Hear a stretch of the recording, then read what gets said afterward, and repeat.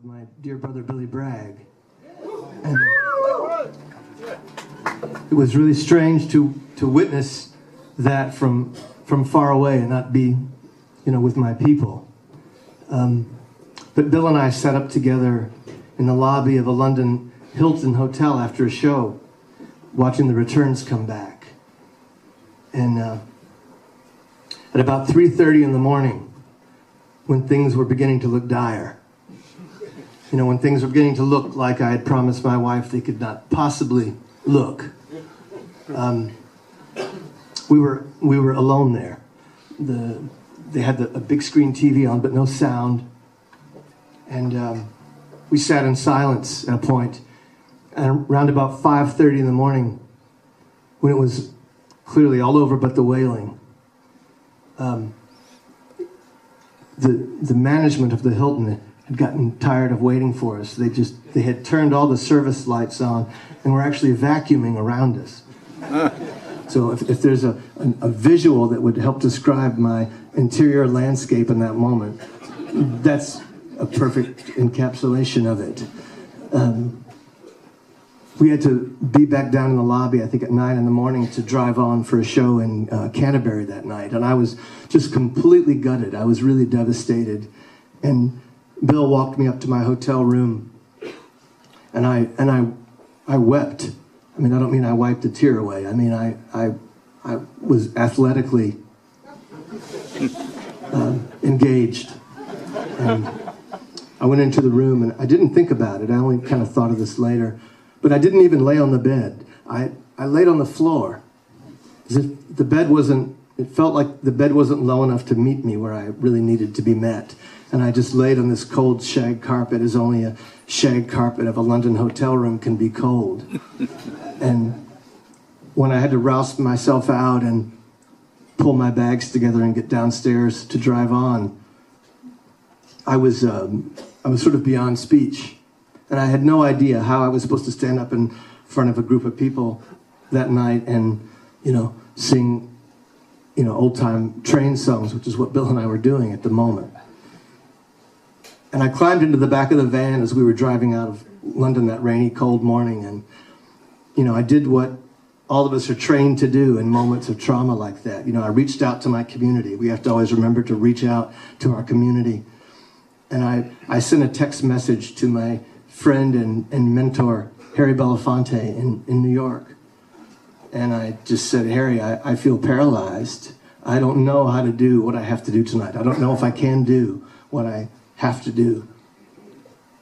And he wrote me back very quickly and briefly. And Harry just said, like you, I am disappointed. I will remind you that this is not my first disappointment. And I knew that he was telling me in no uncertain terms that I was not allowed to be paralyzed. I was not allowed to lay on a floor somewhere because, things hadn't happened like I believed they had to happen.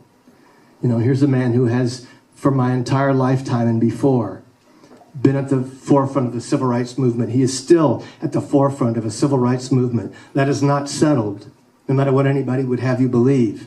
We are still in the throes of one, and he is still one of our leaders. And so I just, I found myself writing a lyric to a song. I didn't want to be. I really didn't. But I write because that's how I process anything. And I assumed that the song that I was working on would be angry, because I was. But I couldn't help but notice that, what was literally coming off the end of my pen was of another character altogether. It wasn't an angry song. It was a song about gathering in some way and continuing. And I remember what my friend, the great poet Jane Hirshfield, said: the poem has an intelligence that the poet does not possess. Right. Again, I write to learn. I don't write to preach. So this is the song that I wrote in the back of the van that morning. It's called Keep Us in Song.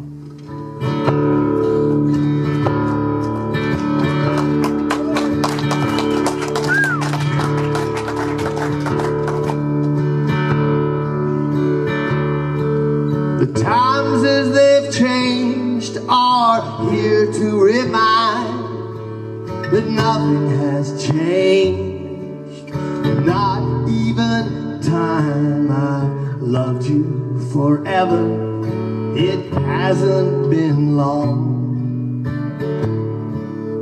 Just enough now to keep us in song.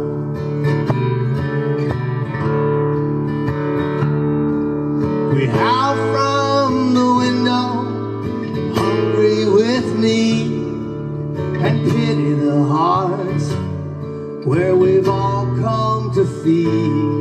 The bitter last supper, the cup passed along.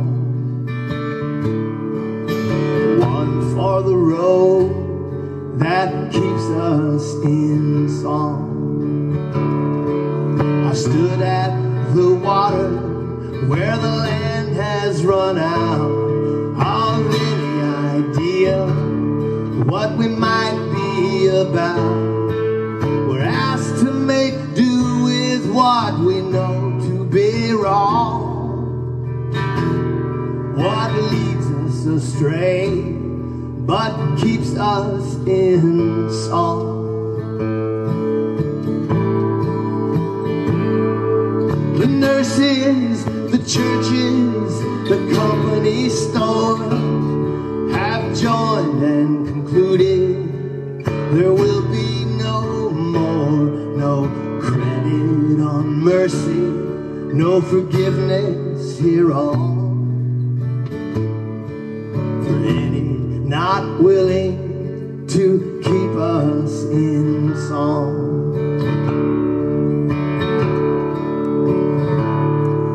It's gray and it's colder than it was yesterday, when hope was eternal, a blooming array. With one more good rain, all these leaves will be gone.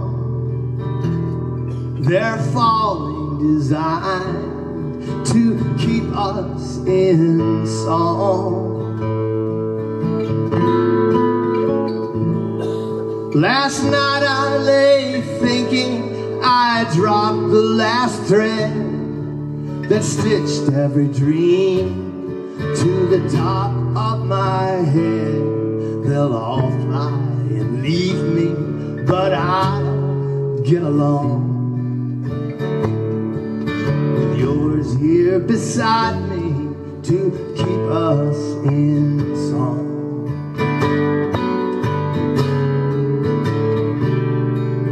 Yours here beside me to keep us in song.